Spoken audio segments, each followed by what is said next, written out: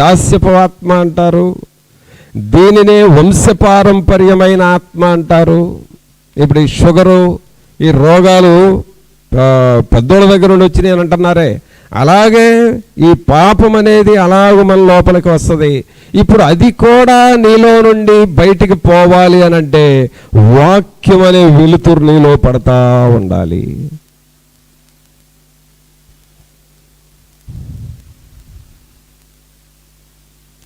నా దీపమును వెలిగించువాడు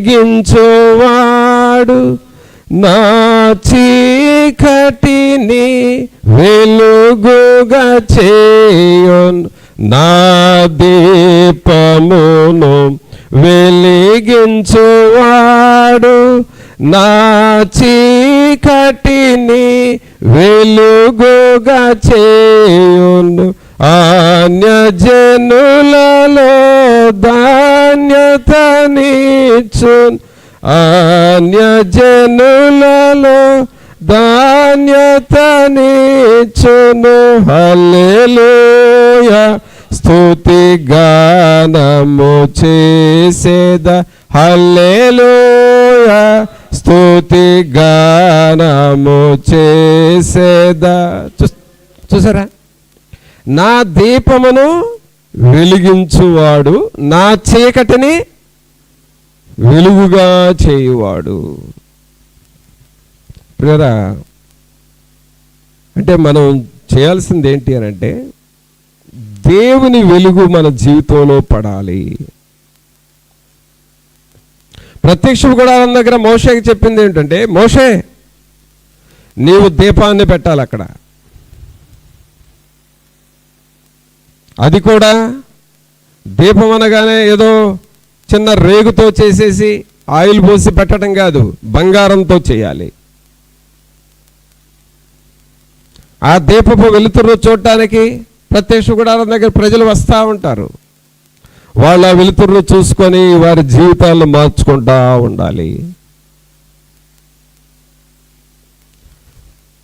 ఈ దీపము నీ లైఫ్ను చూపిస్తూ ఉంటుంది. ఈ దీపము నీ జీవితంలో ఎక్కడ మిస్టేక్స్ ఉన్నావో నీ మిస్టేక్స్ని చూపిస్తూ ఉంటుంది. అది ఈ దీపము మన పొరపాట్లు మనం గ్రహించుకొని రెక్టిఫై చేసుకునేటట్లుగా చేస్తూ ఉంటుంది దీపము. ప్రభువులంతులారా, మనకు తెలియకుండానే కొన్ని మిస్టేక్స్ ఉంటాయి మన జీవితంలో. అది మిస్టేక్ అని కూడా నీకు తెలియదు. కొన్ని సంవత్సరాల నుండి అలాగ ఉంటుంది. కొన్ని సంవత్సరాల నుండి కొన్ని మిస్టేక్స్ అలాగే ఉంటాయి. అది మిస్టేక్ అనేది నీకు ఫైండ్ అవుట్ కాదు. కారణం ఏంటంటే దేవుని వెలుగు నీ మీద పడనందువలన. ఇప్పుడు నువ్వు దేవుని వెలుగులోనికి వచ్చినప్పుడు, దేవుని వాక్యంలోనికి వచ్చినప్పుడు, దేవుని వెలుతురులోనికి వచ్చినప్పుడు, దేవుని ప్రభావం క్రిందకి, దేవుని మహిమ క్రిందకి వచ్చినప్పుడు నీ లోపాలు నీకు అర్థమైపోతాయి. అప్పుడు ఏమనిపిస్తుందో తెలుసా? ఇంతకాలం ఎందుకు ఈ లోపాన్ని నేను గ్రహించుకోలేదు, నా లైఫ్ చాలా వేస్ట్ అయింది అని అనిపిస్తుంది.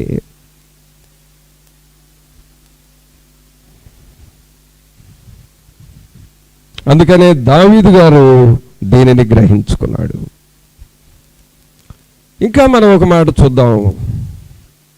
సామెతల గ్రంథంలో, సామెతలు 20వ అధ్యాయం చూడండి.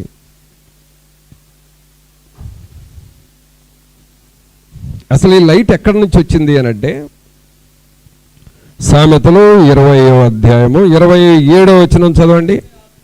నరుని ఆత్మ యెహోవా పెట్టిన దీపము, అది అంతరంగములన్నీ శోధించును. అందరి మాట చూద్దామా? నరుని ఆత్మ యెహోవా పెట్టిన దీపము, అది అంతరంగములన్నీ శోధించును. అనగా పిల్లరా, దేవుడు ఒక లైట్, ఒక దీపాన్ని మన హృదయంలో పెట్టాడు. అదేమిటంటే దేవుని ఆత్మ. దేవుని ఆత్మ. నరుని ఆత్మ యెహోవా పెట్టిన దీపం, ఒక దీపాన్ని పెట్టాడు. ఆ దీపము నువ్వేం చేయాలంటే వెలిగించుకుంటా ఉండాలి.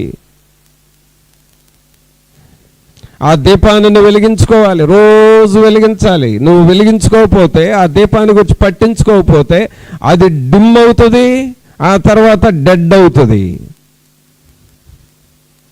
వెలుతురు పోతుంది, ఆరిపోతుంది.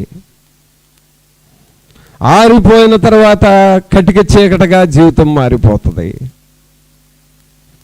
అందుకనే దేవుడు ఒక దీపాన్ని నీ హృదయంలో పెట్టాడు, దాన్ని నువ్వు వెలిగించుకోవాలి. నరుని ఆత్మ యెహోవా పెట్టిన దీపము. మరి దీపం వెలిగించాలంటే ఏం చేయాలి? నువ్వు దీపం వెలిగించడం అంటే ఏమిటంటే, ఏదో స్టవ్ దగ్గర లైటర్ తీసుకొని వెలిగించినట్లు కాదు. కానీ ఈ దేవుని ఆత్మను మనం వెలిగించుకోవాలంటే తెల్లవారుజామున లేచి నువ్వు మోకాళ్ళ మీద ప్రార్థన చేయాలి, అప్పుడు వెలుగుతూ ఉంటుంది.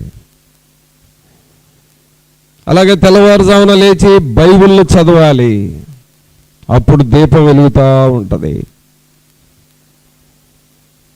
తెల్లవారుజామున లేచి పాటల పుస్తకం తీసుకొని 1, 2, 3 నీకు ఇష్టం వచ్చిన పాటలు, నీకు ఇష్టం వచ్చినన్ని పాటలు పాడుకోవాలి, ఆ దీపం వెలుగుతూ ఉంటుంది.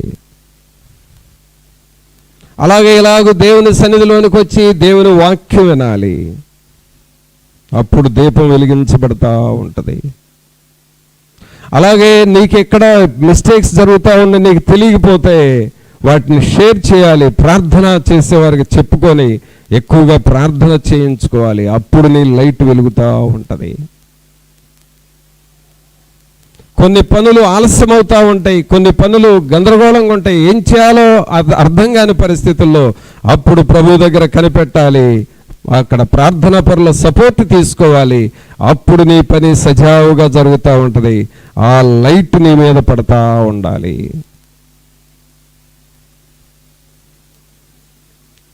ఇలాగ మనం చేస్తూ ఉంటే దీపం వెలుగుతూ ఉంటుంది. ఈ పని చేయటము ఎవరి లక్షణం అయ్యానంటే, ఎవరి పని అంటే బుద్ధిగల కన్యకల పని. ఇది బుద్ధిగల కన్యకలు వారి దీపములో నూనె పోసుకొని వెలిగేటట్లుగా చేశారు, అది బుద్ధిగల కన్యకల పని. ఈ దీపాన్ని పట్టించుకోకుండా, బైబిల్ చదవకుండా, ప్రార్థన చేయకుండా, పాటలు పాడకుండా, తెల్లవారుజామున లేచి మోకరించకుండా, మరి వాక్యం వినకుండా నిర్లక్ష్యంగా ఉంటూ నీ పనిలో నువ్వు, నీ ధ్యాసలో నువ్వు వెళ్ళిపోతున్నావంటే ఆ దీపాన్ని నువ్వు పట్టించుకోవట్లేదు. ఆ దీపం ఆరిపోవటం ద్వారా ఏమవుతుందంటే నష్టం జరుగుతుంది. అది ఎవరి పని అంటే బుద్ధి లేని కన్యకల పని.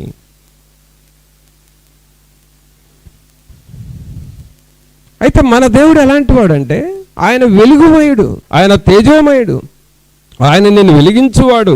నిన్ను, నీ జీవితాన్ని, నీ పిల్లలను, నీ కుటుంబాన్ని, నీ సంఘాన్ని, నీ యొక్క పరిచర్యను వెలిగించేవాడే కానీ ఆరిపోనట్లుగా చేసేవాడు కాదు. మరి అది వెలగాలి అనంటే నీవు చేయాల్సిన పని ఏంటి? ఆ దీపం వెలిగే పనులు నువ్వు చేసుకోవాలి. ఇక్కడ ఒక చిన్న క్లారిఫికేషన్ మీకు చూపిస్తాను. 31వ అధ్యాయం తీయండి. ఇది సామెతల్లోనే, సామెతల్లో 31వ అధ్యాయము 18వ వచనం 2వ లైన్ చూడండి. రాత్రి వేళ ఆమె దీపము ఆరిపోదు. అందరు చెప్పండి మాట, రాత్రి వేళ ఆమె దీపము ఆరిపోదు. అదేంటి? జనరల్గా నైట్ టైము లైట్లు మీరు ఆపేస్తారా, అలాగే ఉంచి పడుకుంటారండి? స్విచ్ ఆనా, స్విచ్ ఆఫా? Switch off. పడుకునేటప్పుడు స్విచ్ ఆఫ్, అన్నీ ఆపి పడుకుంటాం. కానీ ఇక్కడేమంటున్నాడు? రాత్రి వేళ ఆమె దీపము ఆరిపోదు అంటే లైట్లు ఆపదనే అర్థం? అది కాదు. అక్కడ లైట్స్ రాత్రి వేళ ఆరిపోదు అని అంటే అర్థం ఏంటంటే, ఆమె దీపాన్ని వెలిగించుకుంది, ఆ దీపము వెలుతురిస్తుంది, ప్రార్థన చేసింది, వాక్యంతో నింపింది, ఆరాధనలు చేసుకుంది, దేవునితో నింపబడి ఉంది. ఆ టైంలో నిద్రపోతున్నా సరే, పడుకున్నా సరే, ఒకవేళ శోధనలో ఉన్నా సరే ఆ దీపము ఆరిపోదు, వెలుగుతూ ఉంటుంది. ఏం చేయాలో ఎప్పటికప్పుడు పరిశుద్ధాత్ముడు నడిపిస్తూ ఉంటాడు. పరిశుద్ధాత్ముడు అలాగ మనల్ని నడిపిస్తూ ఉంటాడు. అందుకనే మన దీపము ఆరిపోకుండా చూసుకోవాలి. అందుకని ఇక్కడ ఏమని చదువుతున్నాం 27వ వచనంలో, నరుని ఆత్మ యెహోవా పెట్టిన దీపము. అయితే ప్రియులారా, మనం అలాగూ సిద్ధపడుతున్నామా?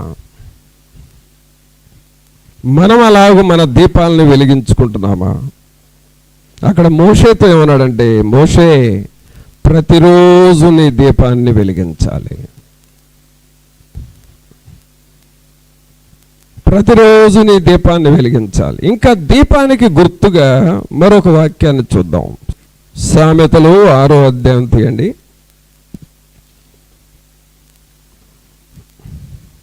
సామెతలు 6వ అధ్యాయము 23.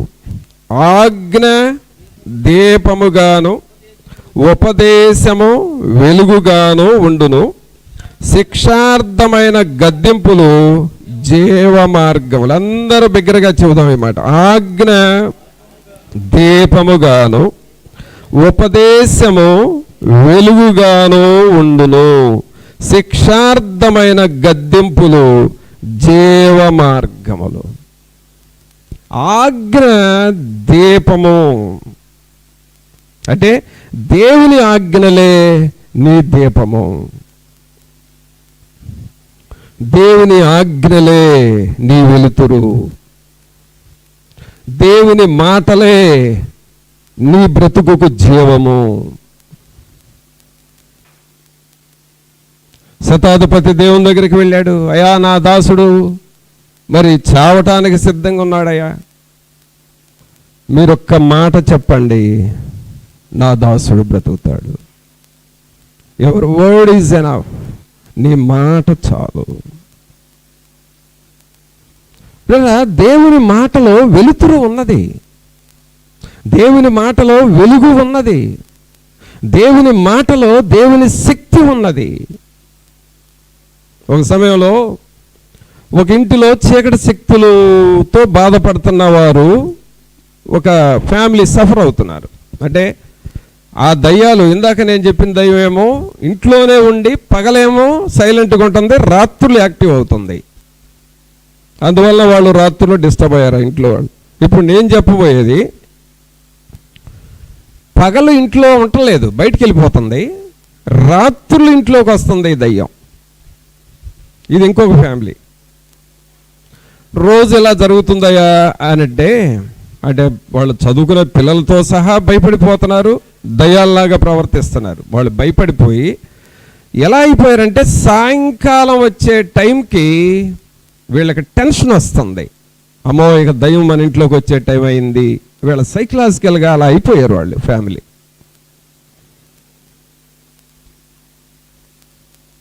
ఇంట్లో వాళ్ళందరూ భయపడిపోతున్నారు. సాయంకాలం 6 అయింది, ఇక వచ్చేస్తుంది. ఎటు వస్తుందో తెలియదు, వచ్చేస్తుంది. ఆ నైట్ అంతా వాళ్ళని హడావుడి చేస్తుంది, మరలా తెల్లారు వెళ్ళిపోద్ది. సాయంకాలం అవుతుంది అని భయపడిపోతున్నారు. సరే, ఈ టెన్షన్తో ఎంతకాలం ఉంటామని వాళ్ళు కొబ్బరి నూనె తీసుకొని నా దగ్గరకు వచ్చారు. విషయం అంతా చెప్పారు. దాదాపు చాలా వారాల నుండి ఇలా బాధపడుతున్నాం బ్రదర్, ఇది పరిస్థితి అనంటే నేను ప్రార్థన చేశాను. వాళ్ళు చెప్పేదంతా నాకు అర్థమైంది. వెంటనే నేను ఏం చెప్పానంటే, మీరు వెంటనే నేను ప్రార్థన చేసిన ఆయిల్ని మొదట ఇంటి చుట్టూ జల్లండి. ఇంటి చుట్టూ ఆ ఆయిల్ని అలాగూ జల్లేసేయండి. జల్లిన తర్వాత మీరు బయట ఉండొద్దు, మీరు లోపలికి వెళ్ళండి. అంటే ఈవినింగ్ అయ్యేటప్పటికి బయట పనులన్నీ ముగించుకొని లోపలికి వెళ్ళిపోండి. మీరు ఇంట్లో ప్రశాంతంగా ఉండండి, ఇక అది రాదు అని చెప్పా. జనరల్గా మీరు ఆలోచించండి పిల్లరా, అలా మట్టి మీద నీళ్లు వేస్తే ఎంతసేపు ఉంటుంది, తడి ఉంటుంది, ఆరిపోద్ది. అలాగే మట్టి మీద కొబ్బరి నూనె వేస్తే కొంచెం తడి ఉంటుంది, తర్వాత ఆరిపోతుంది. మన కళ్ళకు కనపడేది అదే. కానీ ఏం జరిగిందో తెలుసా? రాత్రుల్లో ఆ దయ్యం వచ్చింది, ఇంట్లోకి వెళ్ళడానికి వచ్చింది. అది ఇంటి చుట్టూ తిరిగిందంట. ఎక్కడికి పోవటానికి వీలుగాక, అంటే లోపలికి పోవటానికి వీలుగాక ఆ కిటికీ దగ్గర అందంట, ఏంది మీ ఇంటి చుట్టూ మంటలు మండుతున్నాయి అందంట. ఏం మండుతున్నాయి? మంటలు మండుతున్నాయి ఏంటి? నేను రాకుండా మీరు ఏదో చేసేరే అని అయితే ఇప్పుడు నేను రాలేనులే, వెళ్ళిపోతున్నానని వెళ్ళిపోయిందంట. స్పష్టంగా ఉన్నారండి వాళ్ళు ఆ సౌండ్. అంటే దయ్యానికి ప్రార్థన చేసిన కొబ్బరి నూనె ఒక మంటలాగా కనబడింది. ప్రియరా, ఆజ్ఞ దీపముగాను,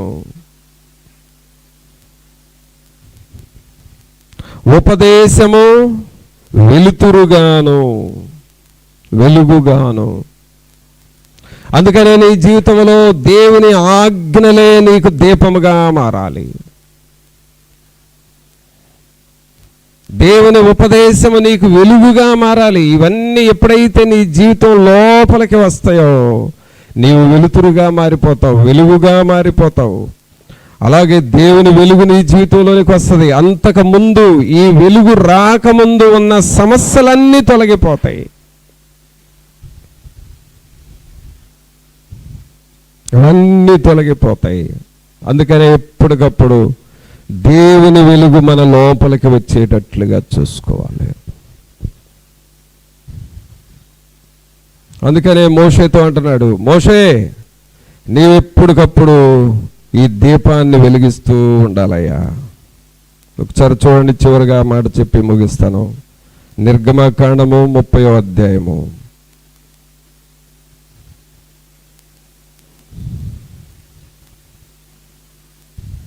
నిర్గమకాండము 30వ అధ్యాయము 7వ వచనం చదవండి. అహరోను ప్రతిదినము ప్రొద్దున దాని మీద పరిమళ ద్రవ్యముల ధూపము వేయవలను. అతడు ప్రదీపములను చక్కపరచునప్పుడు దాని మీద ఆ ధూపము వేయవలను. మరియు సాయంకాలమందు అహరోను ప్రదీపములను వెలిగించినప్పుడు దాని మీద ధూపము వేయవలను. అది మీ తరతరములకు యెహోవా సన్నిధిని నిత్యమైన ధూపము. ఇక్కడ చూడండి పిల్లరా, 6వ వచనంలో 7వ వచనంలో ప్రతిదినము అంటున్నాడు. ఏమంటున్నాడండి? ప్రతిదినము. ప్రతిదినమున ఏం చేయాలి? ప్రతిదినము ప్రొద్దున. ప్రొద్దున అంటే మార్నింగ్. ప్రతిరోజు మార్నింగ్ నీ దీపాన్ని వెలిగించాలి.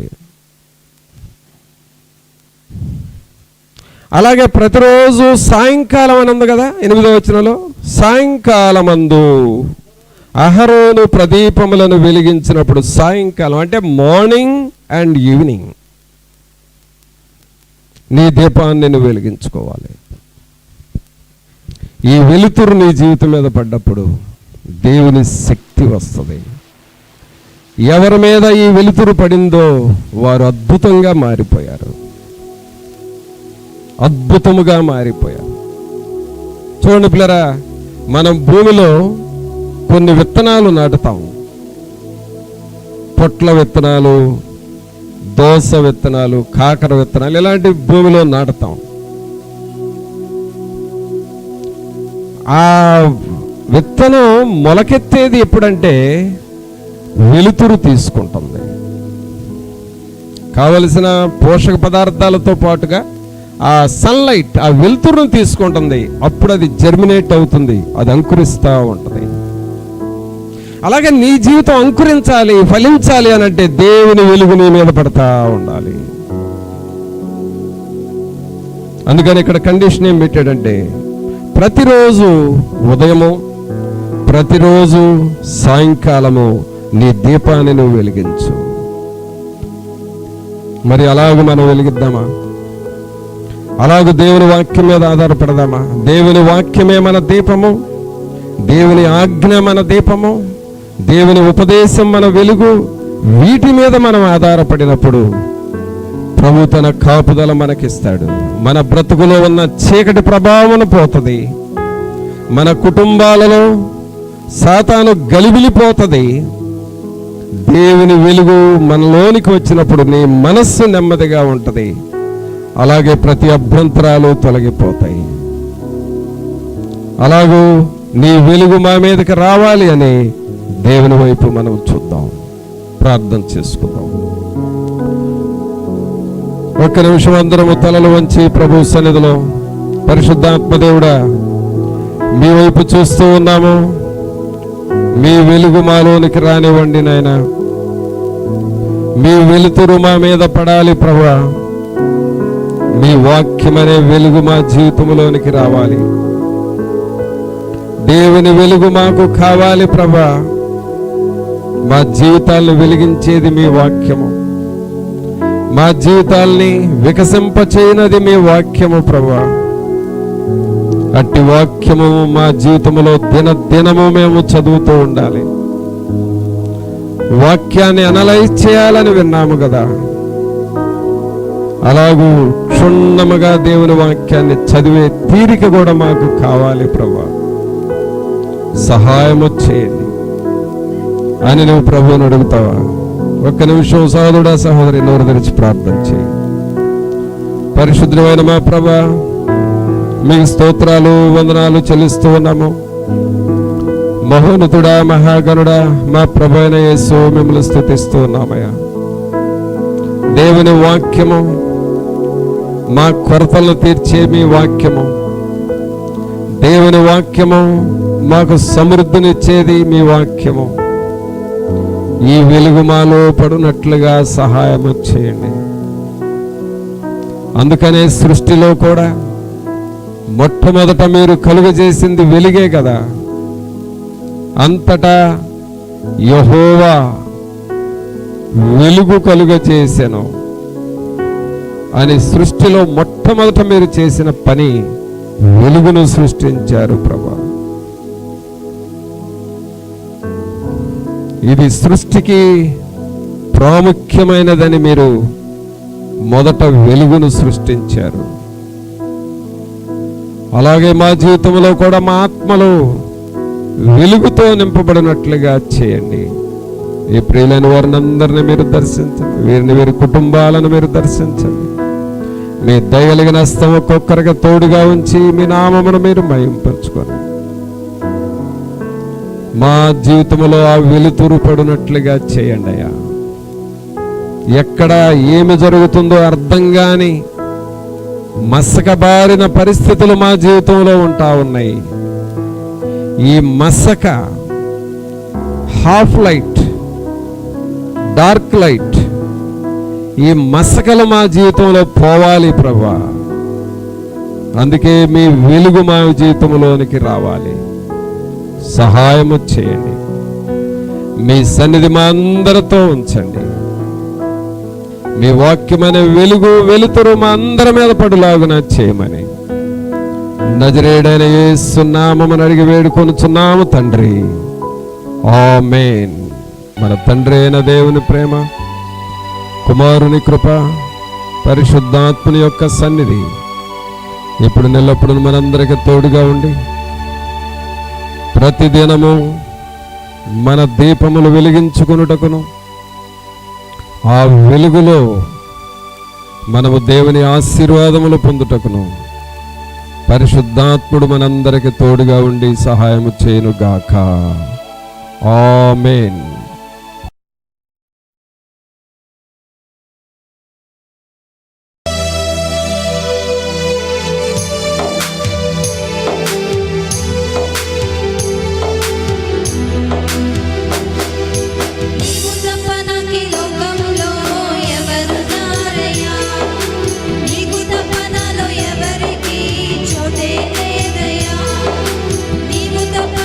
లోకంలో ఎవరున్నారయ్యా?